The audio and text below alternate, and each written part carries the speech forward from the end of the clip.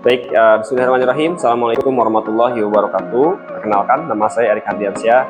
Saya dari Institut Agama Islam Bogor. Saya adalah peserta PKDP Angkatan 2 PTP UIN Bandung. Insya Allah saya akan menyampaikan tentang apa itu moderasi.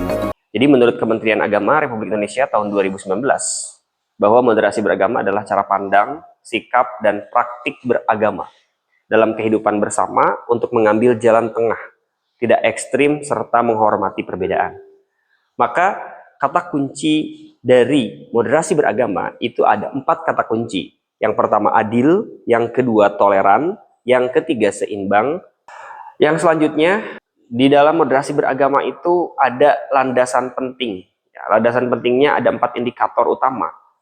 Ya, ada 4 indikator utama di mana yang pertama itu adalah landasan moderasi beragama itu adalah landasan dari agama itu sendiri.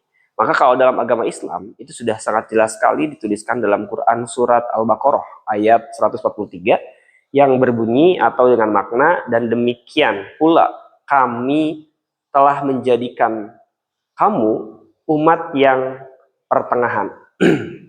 Ini adalah salah satu landasan dari agama Islam yang menyatakan bahwa umat manusia itu adalah umat pertengahan.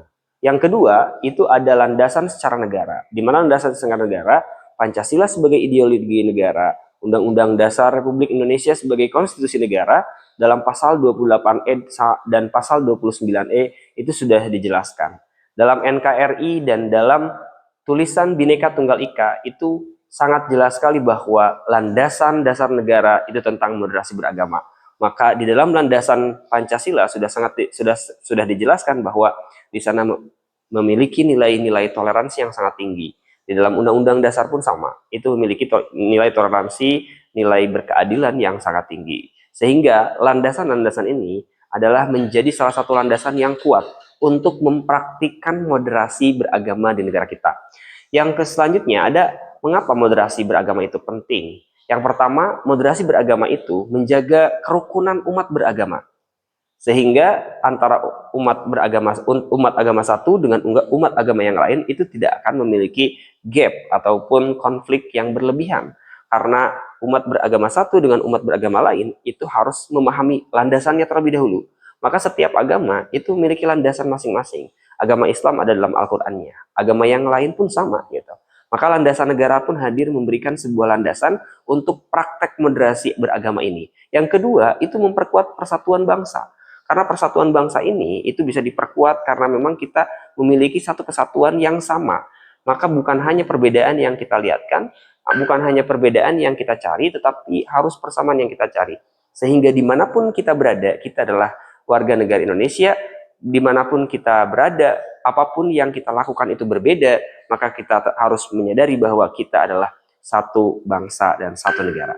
Yang ketiga, ada mencegah radikalisme dan ekstremis, ya. Yang keempat itu ada mengurangi konflik sosial. Yang kelima, mewujudkan kehidupan yang damai dan humanis. Jadi moderasi beragama, ya, moderasi beragama, kerukunan, ya, persatuan dan kemajemukan bangsa. Yang selanjutnya ada indikator moderasi beragama. Indikator moderasi beragama yang pertama itu adalah komitmen kebangsaan. Yang kedua ada toleransi. Yang ketiga ada anti kekerasan, dan yang keempat ada akomodatif terhadap budaya lokal.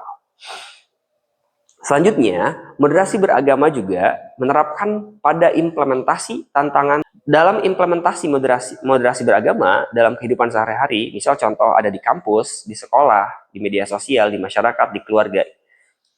Salah satu yang harus dilakukan dalam kehidupan sehari-hari yang pertama menghormati teman yang berada atau yang berbeda agama dan budaya. Kita tidak membeda-bedakan gitu. Ketika kita berkelompok, ketika kita bermain, ketika kita belajar, maka apapun agamanya, apapun budayanya, kita harus tetap satu. Karena kita adalah manusia gitu. Sehingga tadi yang sudah disampaikan dalam pendapat dari kementerian gitu ya, di mana memang bersikap cara pandang untuk menjadi orang-orang yang memang tidak memihak salah satu pihak ataupun tidak merasa bahwa dirinya benar, maka kita harus benar-benar menghormati, menjunjung tinggi toleransi, rasa adil dan lain-lain yang tadi disampaikan. Di media sosial itu tidak menyebarkan hoax dan ujaran kebencian gitu. Bijak dalam menerima dan membagikan informasi, menyebarkan konten positif dan inspiratif. Ini adalah salah satu implementasi atau pelaksanaan moderasi ya dalam media sosial. Sebelum saya simpulkan, saya akan menampilkan satu video yang memang ini berkaitan dengan moderasi beragama. Baik, selamat menyaksikan. Assalamualaikum Bu Nisa. Waalaikumsalam. Markus, siswa kita yang terima kuliah di UGM, Bu Dina. Assalamualaikum Bu Dina. Markus, mau sekalian makan, Markus? Iya Bu, mau pesan nanti dibawa pulang aja. Oh, begitu. Ya udah Bu, silahkan dilanjut Bu. Oke. Mari Bu. Oke. Jawab salam dari non-muslim itu haram, bisa. Salam itu doa keselamatan. Didoain baik-baik kok haram. Dibalas dengan baik-baik juga dong, Bu Dina. Itu kan haram. Mau bayar ya kak? Iya. Ini pesanannya udah dibayar mbak sama mas-mas yang tadi. Terus dia nitipin pesan ini. Assalamualaikum Bu Dina. Jawab salam dari non-muslim itu haram, bisa. Salam itu doa keselamatan. Didoain baik-baik kok haram. Agama kita mengajarkan kebaikan, bukan kejahatan. Saya Muslim Indonesia dan saya moderat. Baik, setelah kita menyaksikan video tentang moderasi beragama, dari video tersebut kita bisa belajar bahwa ternyata hal yang sepele itu bisa menjadi dampak yang sangat besar.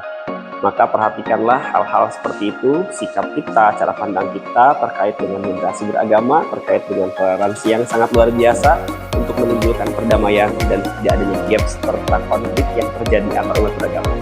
Kesimpulannya adalah moderasi beragama adalah cara beragama yang seimbang, tidak ekstrim, dan menghargai perbedaan. Moderasi beragama penting untuk menjaga kerukunan, memperkuat persatuan, dan mencegah konflik.